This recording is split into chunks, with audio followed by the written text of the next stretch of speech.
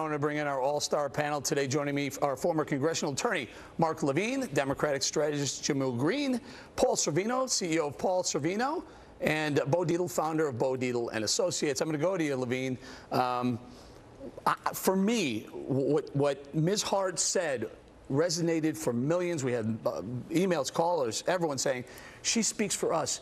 Why is it so hard for the established Dems and the established Republicans, for that matter, to have someone speaking common sense and agree with them and say, go ahead, run, take us? Eric, she spoke for me as well. And what she said basically is, why haven't you fixed all the mistakes the Republicans caused in 18 months? She was disappointed. I don't know she if that's thought, what she like said, many Mark. Democrats did, that Obama was going to cure all and do it quickly. And she was disappointed. It takes a long time to get us out of that morass. You know, we're all frustrated, but the difference is that she thinks that we need more government, and I think that if she wants to start a party and she wants to challenge the Tea Party, this is wonderful, because we have to highlight these basic philosophical disputes. The Tea Party is for less government. She's asking Obama for more. I don't know. I'm not sure about that. I don't think so. Did you read that? I think so. Look, I mean, he talked about the things that he had done. For example, making it easier to get student loans, getting the banks out of the way, getting the billionaire oil companies out of the way, helping the average person get a chance. Now, the Tea Party, I would say, is incoherent because they talk about cutting spending. They never talk about what. I had asked your Brooklyn, what are they going to cut? Social Security, Medicare, roads. When you get to the details, they all fall apart. Hey, Mark, I don't want to speak for the Tea Party, but Tea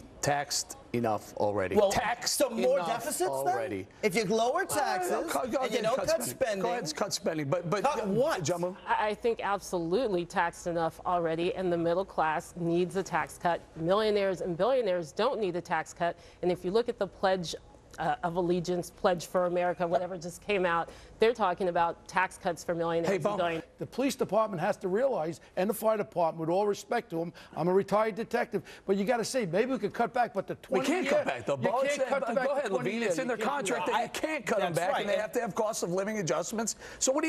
You fire them? No, you obey the contract. You remember last year when the AIG, there were a bunch of people there were a bunch of people in AIG that ruined the economy. And the city goes deeper and deeper into debt, and then what happens? What happens is that make those people at AIG that ruined the economy. Come on, Levine, cut this. Why are you blaming the people that didn't cause the problem? It's not the firefighters' fault that people on Wall Street ruined the economy. Bring some sanity to this. If the city is 120 million short, and we'll do it again in the following years, at some point either you make a change or someone's going to have to bail you out. Well, I have to agree with Bo on this one. A contract is a contract. These firemen, these policemen, that is the first line of duty for government, and we should be. Mr. Cherry, the difference between a union, a cop union, a fireman's union, UAW, name your union, teachers union, and the people who worked at Bear Stearns and Lehman Brothers was they didn't have a contract, and guess what? They got bailed out. No, they didn't. They went belly up because that's the way you do business. If you, I get it. You're important. I get it. But somewhere, someone's job is going to get cut. Last word, Paul. We're running out of time. The fact of the matter is, if in a family you have only so much food to hand out or so much money to pay for clothes, you have to go with what that situation is. It grieves me very much to see people having to accept change circumstances. And Levine, you're shaking your head, but I know where you're going with this. But the thief robbed the family. Don't make the family suffer.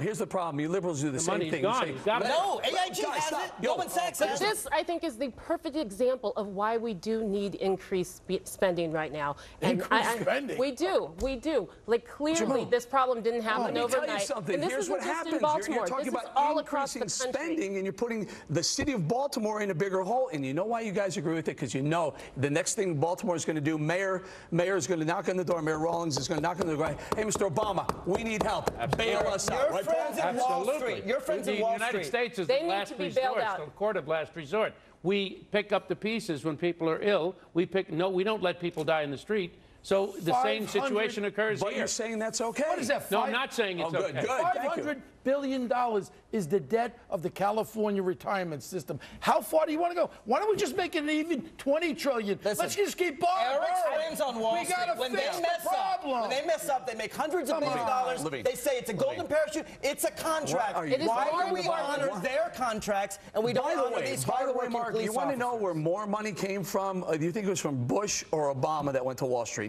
Before you go up that road, Mr. Obama certainly bailed out a lot more companies than Bush. Yesterday, he talked to the top hedge fund managers, and he said it is time for you to be taxed at the same rate of Is your that all you do on the left? Is that all you do? It is bring it up? absolutely It's an easy target for you guys. Don't make the firefighters suffer Bob for Cherry Wall going to say Street's thank you problem. very much. And remember, we saw this day after day after day. In fact, every day we went to the park during lunch, people were there partying.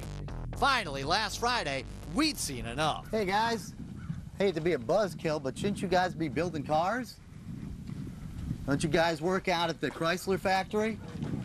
You know, the government spent a lot of money bailing you guys out, and you coming out here on your lunch break drinking like this?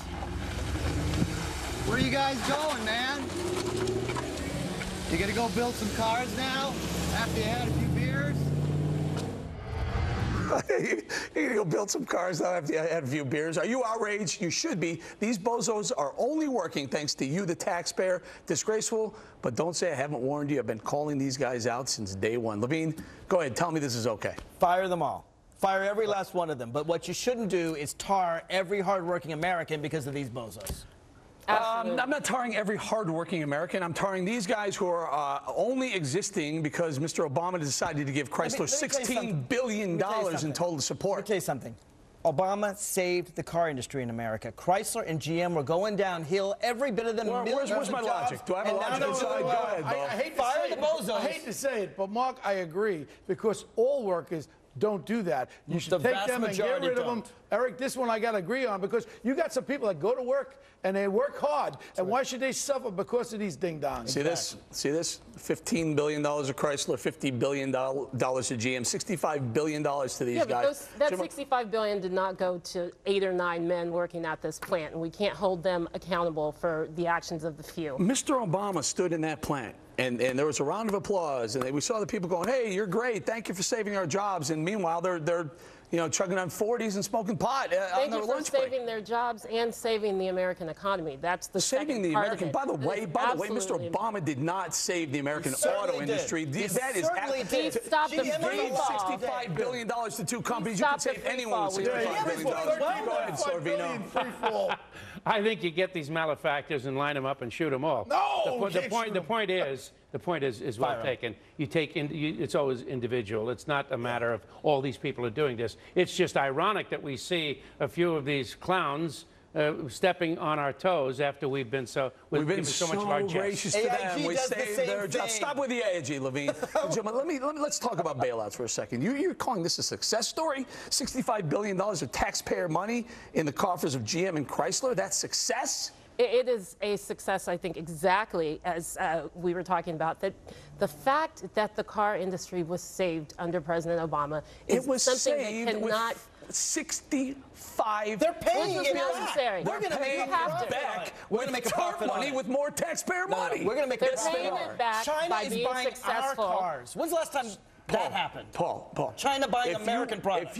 When General Motors went bankrupt, they're still bankrupt. There was an enormous amount of executives that didn't get no golden parachute. I'm glad. Lost their pensions. I'm glad. So my whole point was, look, this is America. We have General Motors, we have Ford, we have Chrysler. I personally feel as though if we would have lost General Motors or Ford and Chrysler, I think it would have been bad for the country. Don't even utter the word Ford when you're talking GM and Chrysler, because there's a company that took zero bailout dollars who's making it work without the free money from the taxpayer. They are, and they get a lot of credit for that. But we're making money. You know what, Levine? We own GM stock. If it wasn't a GM and it wasn't a Chrysler, who knows? Maybe Ford would have bought them both, and then you have all of the cars coming out of Detroit. Great, a monopoly, no competition. That's a great idea. There you go. All right. Your pensions are funded, but the business itself is down $7 billion a year. Ultimately, the taxpayer, are the ones who are going to have to bail that out. You can't keep operating at a deficit. You must have missed the first part of this show. The taxpayers do not bail out the Postal Service. We do not use taxpayer money. All right, hang in there. Never have. Levine, never will. What happens if they run a $7 billion this year, $7 billion next year, $7 billion the year after? Eventually, under the Constitution, we have to have a post office, right? There's an easy answer. all right? Let's charge $1 to ship a letter across the country. The fact that I can get a letter to every nook and cranny in these 50 United States for 44 cents, but you know why they can't raise it? Because they're limited by Congress to the rate of inflation. Let them raise the prices the way any other business would do. They still charge a heck of a lot less than Federal Express. Okay, but They're gonna have to you're find okay a with way this? to Hold on, Absolutely. Servino, hold on. Great Hold on. idea. Hold on. They're funding their pensions, but they're losing money. You're okay with that? As long as the 623,000 postal employees have theirs, they don't care about us. I wouldn't go that far, but I mean, every organization has pensions, every company has pensions, every state. And a lot of them are underfunded, and a lot of them go, listen, we can't afford to fund this pension, so we can't run it at $7 billion. Very well taken. Well, you know, if the Postal Service is self-contained and they pay for their own pensions, I have the reasonableness to raise the prices Absolutely. and take care of their pensions. I'm not talking about all federal employees, but if the Postal is that last way... word here. I don't want to cut you off. Go ahead. Last word, quickly. No, what I'm merely saying is that everybody has to look at reality, and we have to look at reality too. That's way underfunded. The reality is we're running out of time. We're going to say thank you to Frederick Rolando. That's it for Money Rocks. We're going to say thank you to both, to Mr. Paul Servino, Mr. Green, and Mr. Mark Levine. Thank you, everybody. We had a great time. Boy, when it heats up like this, it's awesome. Ask your government, are you working for them or are they working for you? See you later.